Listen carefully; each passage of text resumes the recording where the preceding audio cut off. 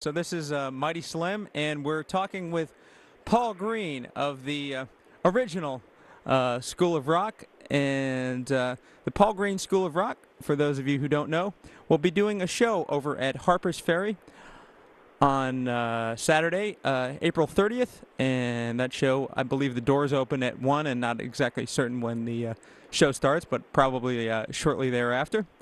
And Paul, why don't you tell the audience, for those who don't know, what the School of Rock is, just exactly what it is, and maybe a little background of how it got started and your inspiration for starting the school. And Cool.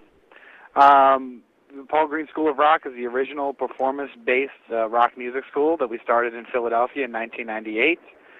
My inspiration is twofold. One, I like the classic rock. I think most of what's out there today stinks, and sort of am looking at why that is. And two, the best way to teach anything, and particularly music, is to actually do it. So we teach music by touring and coming to play great places like Harper's Ferry in Boston, and that's probably the best music education you could give. We started just by jamming in my crummy beer bottle covered practice spot back in '97, '98. And I really noticed the difference that made in the way the kids played. And here we are, 6 years later, 7 years later, and the kids just keep getting better and better.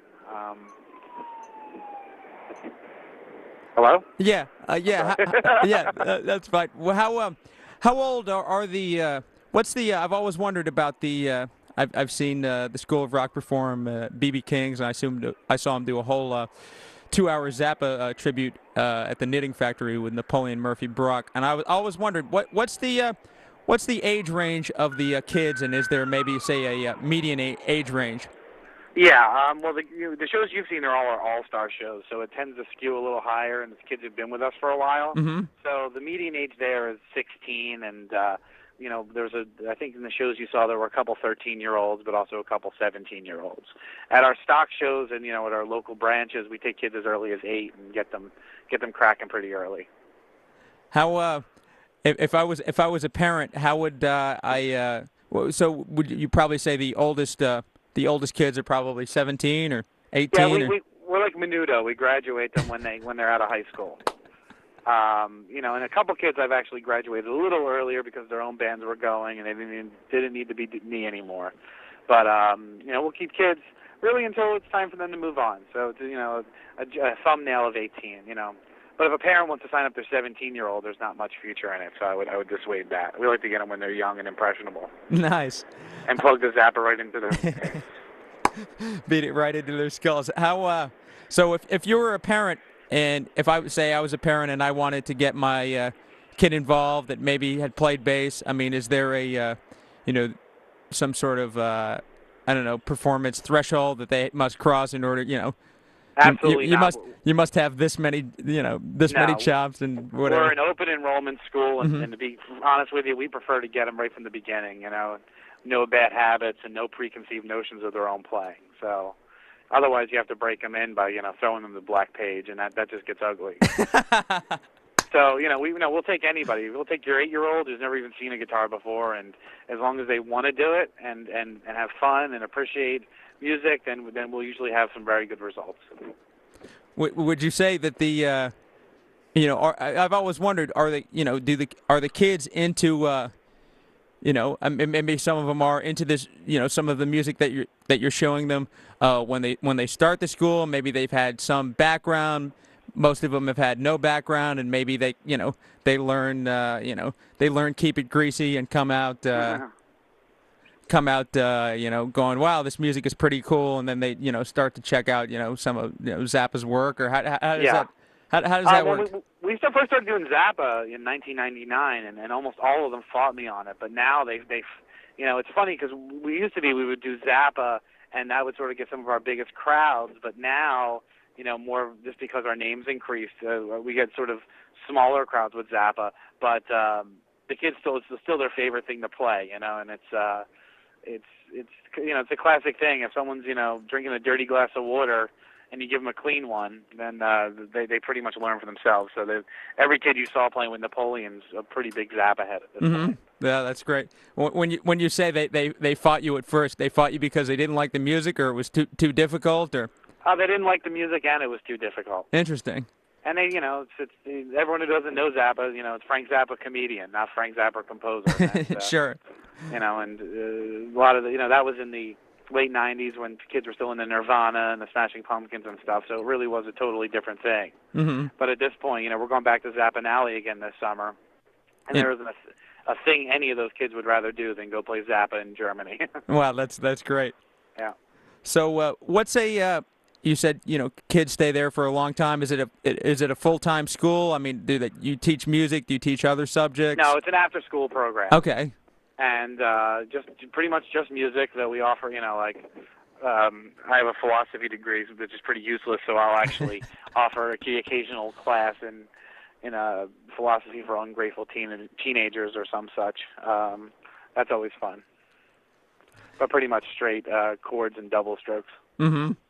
It's funny. I first came to hear about your school through my roommates used to leave newspapers lying around all the time, and I walked past this one pile, and there on the cover, it was a New York Times article called "Release Your Inner Zappa."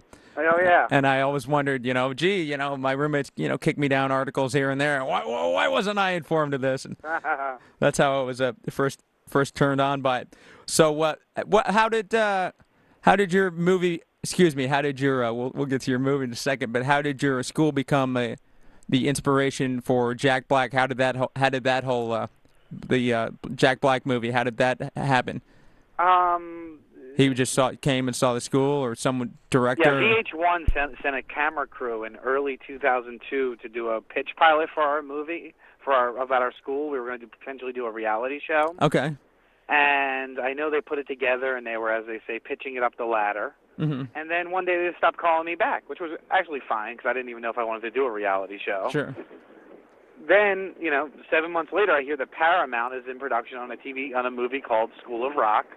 And when you realize that Paramount's owned by Viacom, which owns VH1, it just smelled, something was rotten in Denmark from the beginning. So, and it just, then I didn't care that much, but a lot of my staff and my students really thought it was foul, especially when they saw the movie and could actually see things that VH1 had filmed in the movie, just little things. Obviously, the story's quite different.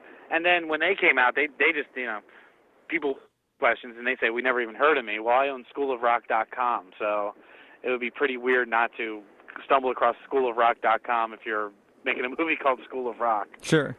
So, we considered legal action, but in the end, we got so much great publicity for it, and I choose to take the high karmic road and just go on every radio station and say they ripped me off. That's great. Now I understand that you too have a movie coming out. Is owned by Viacom, maybe not. Coming out in an independent film documentary in June. Yes, opens in Boston on June 3rd. Mm-hmm. It's being distributed by New Market Films. We couldn't ask for a better distributor. They took Passion of the Christ and Monster and Real Women Have Curves, a lot of these little indie movies, and made them huge. Mm-hmm. So and they've been just great. And then the cooler thing is we have a soundtrack coming out. Have you heard about that? Oh, no, that's great. No, I have not heard about that. It's performing classic rock songs with guest stars like Billy Idol, Ian Gilliam, John Anderson, Ann Wilson from Heart, Marky Ramone, Stuart Copeland. So it's that's pretty fascinating. And when we do our publicity tour, the kids are actually going to be performing on stage with John Anderson in Los Angeles. Oh, wow, that's great.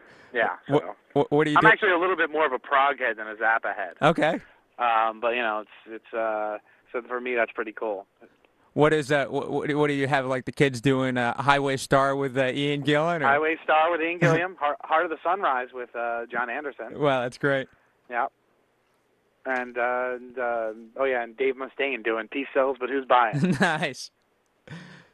I've often wondered, what do the parents who come to see the recitals, when say a kid's doing keep it greasy, and they hear a line like, "A girl don't need no fancy grease to get herself some rump release." How do do the parents go, "Oh wow, that's my son or daughter doing that"? Or Well, my responsibility is to that kid's parents. So before we do any questionable material, sure. I talk to that kid's parents about it. You Mm-hmm. know, if someone in the audience gets upset, well, that's up to them. But if it's my responsibility is the girl who sings that song is named Lauren Pollock, and I went to her dad and I said, listen, we got this song, Keep It Greasy. It's a great belter. It's a great song for her to really kick out her voice with. But it's got some dirty lyrics. It's kind of stupid, And I said, would you mind? And he listened to it a couple times. He said, it's not my type of thing, but I can see how that would be a good song. So that was the origin of that. And now we're doing Punky's Whips, Mm-hmm. which has an even worse line in it. You know what I'm talking about? Oh yeah, without a doubt. Yeah. So, and that's our boy drummer will be singing it, and as long as his parents don't mind, it's just words. And our movies are rated because I say fuck a lot. Mm-hmm. Can you beep that out later? Yeah, we'll have to beep it out. Yep. Yeah, I'm sorry. If you say that word 3 times, it's an R-rated movie. Okay. That's just insane. Mm-hmm. That's absolutely insane. I mean, you know what Frank Zappa would say if he was alive today? Keep it clean. What would he say? Let me out of this box. I can't breathe. Help. Yes. It's a little joke. Sorry.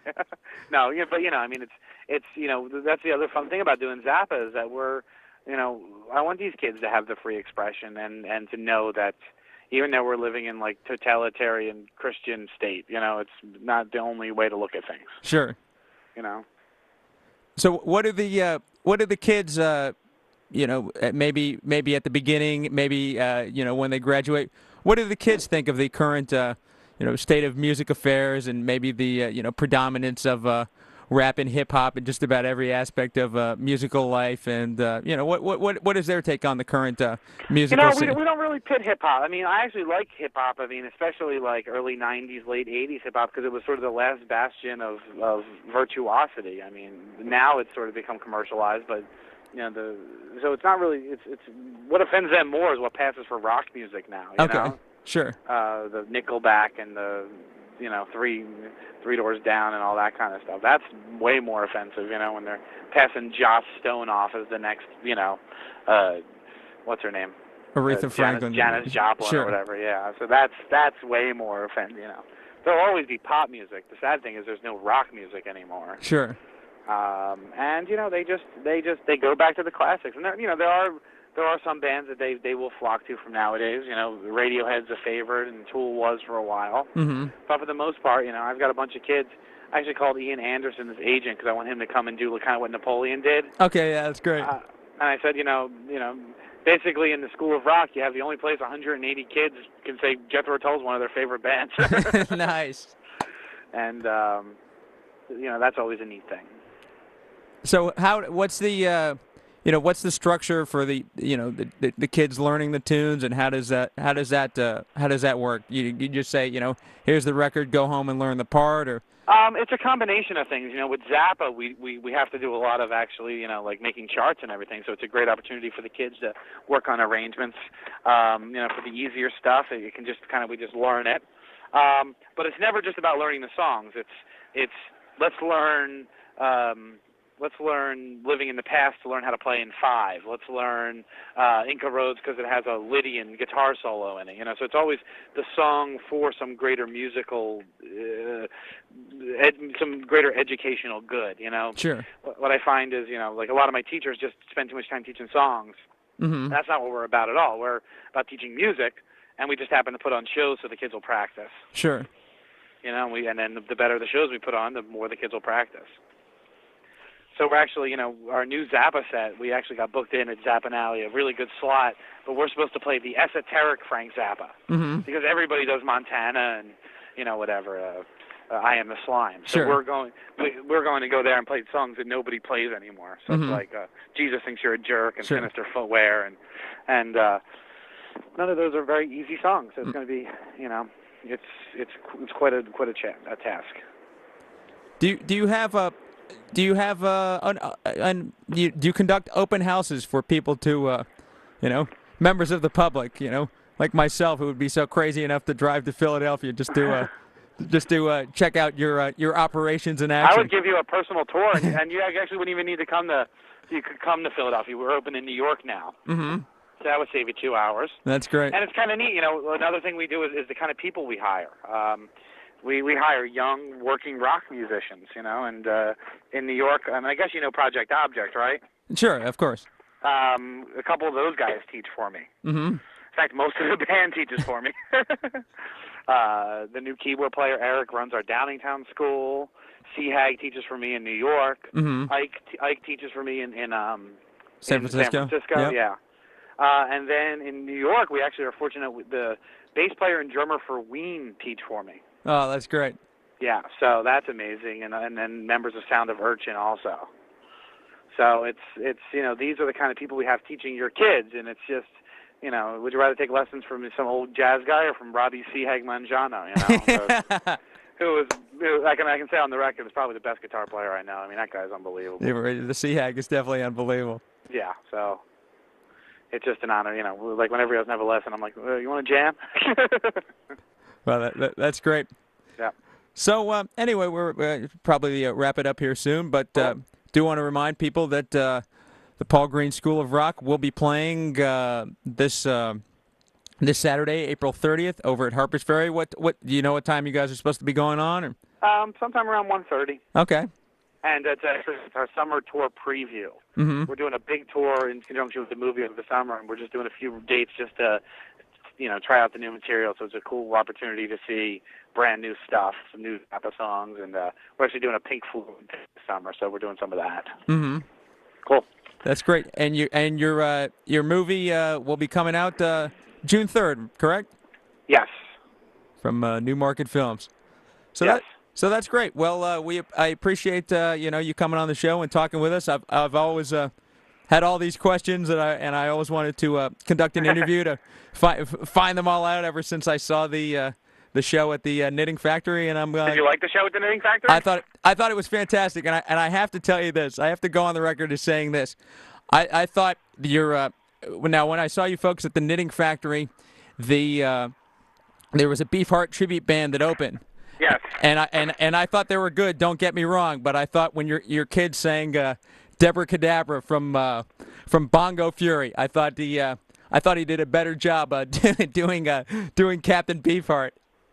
And when I was in New York and you had some of your kids doing Since I've Been Loving You from Led Zeppelin. Yes. I thought that your guitar player had more of an understanding of Jimmy Page's playing than a Zeppelin tribute band who shall go nameless when they came to Harper's Ferry. I'm like, that kid is better than that guy I saw at Harper's. That kid Jeremy, he's going to be with us. He's an awesome kid. He's going to be making some great music over the years. So awesome. All right, sounds great. Well, thanks for talking with us, and we'll see you down at Harper's Ferry. Okay, you going to be at the show? I will definitely be at the show. I'll see you there. All right, sounds great, Paul. Thanks Bye-bye. a lot. All right, bye-bye.